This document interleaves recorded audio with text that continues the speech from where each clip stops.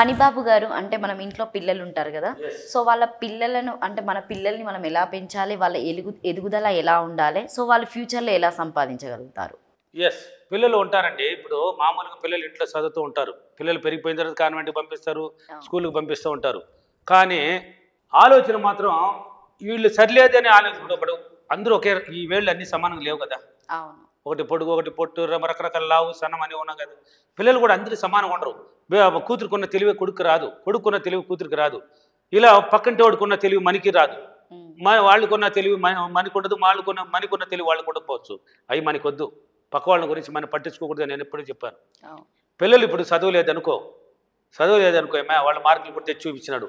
వాడిని ఏమంటారు, చేద్దామని అయ్యారా ఏందిరా 100కి 20 మార్కులు చేసినావా, వాడిదంతరా వాడు 80 డాడీ, వాడు చూసినా అబ్బా ఎంత మేధావిరా, వాడు తెలివైన వాడు వాడు, వీడు దద్దామ నా కొడుకు, వీడికి పొట్టపొడి సాక్షరం లేదు ఇట్లా తిట్టేది.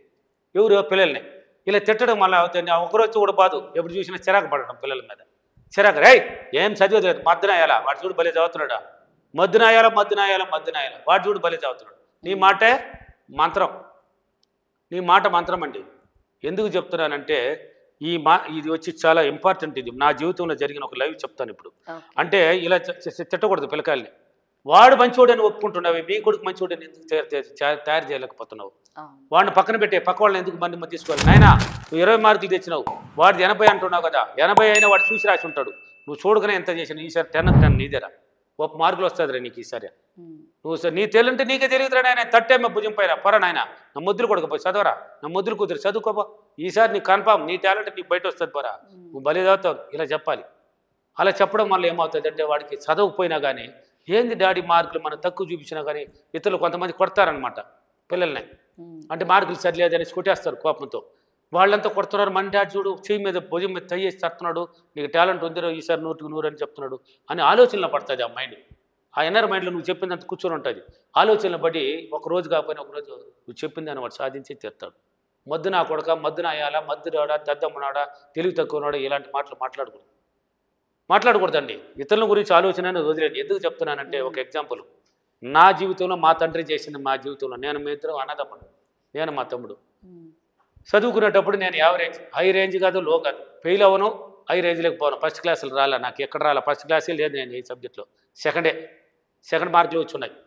లో ఫెయిల్ అనేది లేదు, ఇలా పోతూ ఉన్నాను. మా తమ్ముడు ఎప్పుడు చూసినా ఫెయిల్ అవుతుంది. వాడిని ఏం చేస్తాడంటే మా నాన్న దద్దమ్మన ఇలా పొట్టబడి సాధ్యం వాడు మొహం చూడ కారు కూడా మొహం చూశాడు, తుప్పేస్తాడు వాడు మొహంలో. వాడు అప్పుడు చిన్నవాడు కదా, తెలియదు పెద్దగా, 10th అప్పుడు చూసుకొని కూడా పోనేసి పిల్లర్థంలో వెళ్ళిపోతుంది. నాకు ఫీలింగ్ వచ్చేసింది, తమ్ముడిని ఎలా చేసినాడు నాన్న అని ఒక ఫీలింగ్ వచ్చేస్తుంది. నవ్వు రాదు అప్పుడు, కూడా పుట్టినోడు కదా, ఏమైనా చిన్న వయసులో ప్రేమలు ఉంటాయి కదా, అయ్యో తమ్ముడిని ఇలా అనేసి నేను ఒక మాదిరిగా అయిపోతాను. నువ్వెందుకు ఒక మాదిరిగా ఉన్నావు, నువ్వు రారా నన్ను చేరబెడతాడు, నేను బాగా చదువుతాను కాబట్టి ఒక లెవెల్కి పోతాను కాబట్టి. మా అమ్మ కూడా ఫీలింగ్తో గమ్మని ఉంటుంది చూసి, అవతల వాడికి వాడికి తెలియదు, వాడు మా ఆడుకునేదానికి ఎదురు ఇలాగనే దద్దమ్మ నాయన నువ్వు వేస్ట్రా నువ్వు దేనికి బయటికి రావాలి ఇలా మాటలు చెప్పినాడు మా నాయన మా తమ్ముడిని. నన్ను చెప్పేవాడు, నువ్వు ఎక్కడ పోయినా బతకగలవు, నువ్వు ఏదైనా సాధించగలవు, ఎప్పుడు చూసినా చెప్తున్నాడు. నేను వ్యవసాయంలో పోయి వ్యవసాయం చేస్తున్నావు కూడా, కాలేజీకి వెళ్తున్నావు, డిగ్రీ పోయి చేసినాను, ఇలా చదువుకునేటప్పుడు ఇంటికాడ మా అమ్మకి హెల్ప్ చేస్తున్నావు, అన్ని పనులు చేసేవాడు. వీడు ఏ పని అయినా చేస్తాడే నన్ను చెప్తున్నాడు. వాడు చూడరా చదువుకుంటాడు, నీకన్నా ఎక్కువ చదువు, వాడు చూడరా వాడు ఏదైనా చేస్తాడు వాడు. ఇలా నన్ను గురించి పొగిడాడు, వాడిని గురించి తక్కువ చేశాడు. మా తమ్ముడు ఎక్కడున్నాడు అంటే గవర్నమెంట్ జాబ్ ఇచ్చినట్లు అనుకో, ఆ జాబ్లోనే ఉన్నాడు అంటే వాడు అక్కడే ఉన్నాడు. ఎదుగుదల రాలే వాడికి. అంటే వాడి మైండ్ బాగా కూర్చొని పెట్టేసినాడు మా నాయన. చెప్పి కూర్చొని పెట్టే కలిగి వాడికి వేరే ఆలోచన పుట్టలేదు, ఇది చేద్దాము, ఈ పని చేసుకుంటా, వేరే బిజినెస్ చేద్దాం రాలే వాడికి. నేను కూడా చెప్పి చూశాను, ఎదగలే. నేను చూడు, నేను ఎక్కడికి పోయినా సాధించగలవు, ఏదైనా చేస్తావు, నువ్వు అనుకున్నదంతా పట్టుకునేస్తావు, ఏ పనైనా చేస్తున్నావు, నువ్వు తెలివినాడు అన్నాడు. ఆ తెలివి నన్ను తీసుకొచ్చి ఇక్కడ కూర్చొని పెట్టలే. నా ఫీడ్బ్యాక్లు చూడండి, క్లాసుల్లో ఏం చెప్తున్నారు నా గురువుని గురించి. ఎంతోమంది అంటే నా క్లాసులు ఉన్నాయి కదా, హైదరాబాద్, విజయవాడ, రాజమండ్రి, కర్నూలు, అనంతపూర్, వైజాగ్, రాజమండ్రి, తిరుపతి, బెంగళూరు అన్ని సిటీలు ఉన్నాయి కదా.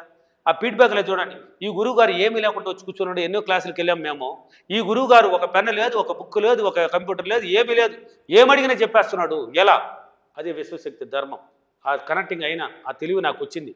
అందుకనేసి మా తండ్రి చేసింది కూడా ఇదే, నువ్వు తెలివినవాడు అన్నాడు, నాకు తెలివి వచ్చింది. వాడు దద్దమ్మ అన్నాడు, వాడు దద్దమ్మ అయిపోయినాడు. ఇది మా ఇంట్లో జరిగిన యథార్థ సంభవం, ఇది యథార్థంగా మా ఇంట్లో జరిగింది. మా తమ్ముడు అదే స్థాయిలో ఉన్నాడు. నేను ఒకప్పట్లో ఏమీ లేని వాడిని బాగా ఎదుగుదలకు వచ్చేసాను. అంటే నా మైండ్ ద్వారా నేను సంపాదించుకుంటున్నాను, నేను చెప్తున్నాను. కష్టపడ్డాను, వ్యవసాయం చేశాను, అన్నీ అయినాయి, వచ్చింది. పిల్లల్ని అలా చేయకూడదు, తిట్టకూడదు. కాకపోతే ఇంకా ఇలా చేయండి అయినా, ఇలా మంచివాడరా, నువ్వు తెలివైన వాడరా, ఇలా చేస్తావు, నువ్వు చదువుతావు, నీ వల్ల అవుతుంది అని తట్టు పెట్టి పిలిచేటప్పుడు వాడు ఏం అవ్వాలనుకున్నాడు కూడా ఆలోచించాలి మీరు. ఏం అవ్వాలనుకున్నాడు? డాక్టర్ అవ్వాలనుకున్నాడా, లేక టీచర్ అవ్వాలనుకున్నాడా, ఇంజనీర్ అవ్వాలా, లేక ఐఏఎస్ఆ ఐపీఎస్ఆ, ఆ విషయాన్ని కూడా క్రియేట్ చేయాలి మీరే. తల్లిదండ్రులే, నాయన నువ్వు పెద్దోడైతే ఏమవుతారా, నువ్వు డాక్టర్ అయిపోరా, వాడికి తెలియలేదు అనుకో, నాయన నువ్వు డాక్టరా, ఏమ్మా నువ్వు ఎంబీబీఎస్ అమ్మా, లేకపోతే నువ్వు డాక్టరు, నువ్వు ఐఏఎస్ లేక ఐపీఎస్ అమ్మా, లేక వాడు పిల్లాడు నువ్వు ఐఏఎస్ రా, నువ్వు డాక్టర్ ఎంబీబీఎస్, ఇలా పెట్టండి, పేరు పెట్టండి మీరే.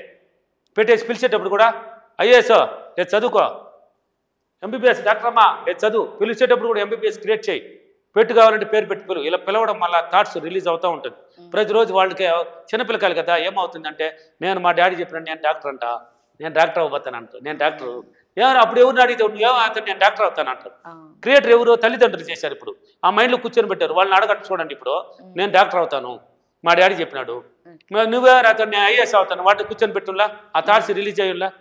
ఇలా చెప్పడం వల్ల పిల్లలు కూడా ఆనందంగా ఉంటారు, తెలివైన వాళ్ళకు పెరుగుతారు, వాళ్ళు కూడా హ్యాపీనెస్ ఉంటుంది, మీకు కూడా ఆ హ్యాపీనెస్ రిటర్న్ వస్తుంది. మీరు చెప్పింది వేల రెట్లు మీకు తిరిగి వస్తుంది.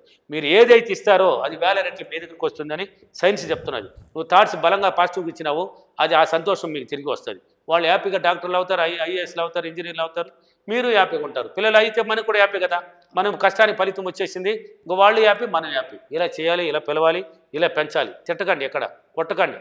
కావాలంటే ఒకసారి రెండుసారి వెనకపోతే కూడా కూర్చొని పెట్టి మాట్లాడండి. వింటాడు, నా కొడుకు మంచివాడు మంచివాడు మంచివాడు అని రిలీజ్ చేసేవాడు మంచివాడు అవుతాడు. నా కూతురు మంచి అమ్మాయి, తెలివి అనే అమ్మాయి అంటే మంచి అమ్మాయి అవుతుంది. డైలీ పడుతుంది, దానికి సమయం పడుతుంది, దాన్ని వాడండి. ఓకేనా? ఈరోజు అఫర్మేషన్, నేను నా పిల్లల్ని, నేను నా భార్య చాలా సులభంగా సంతోషంగా ఆనందంగా పాజిటివ్గా రిలీజ్ చేసి మా పిల్లల్ని ఐఏఎస్ ఎంబీబీఎస్లు చేసినందుకు డబ్బులకి విశ్వానికి చాలా చాలా కృతజ్ఞతలు. థ్యాంక్ యూ అనివారు, థ్యాంక్ యూ మని. Thank you sir.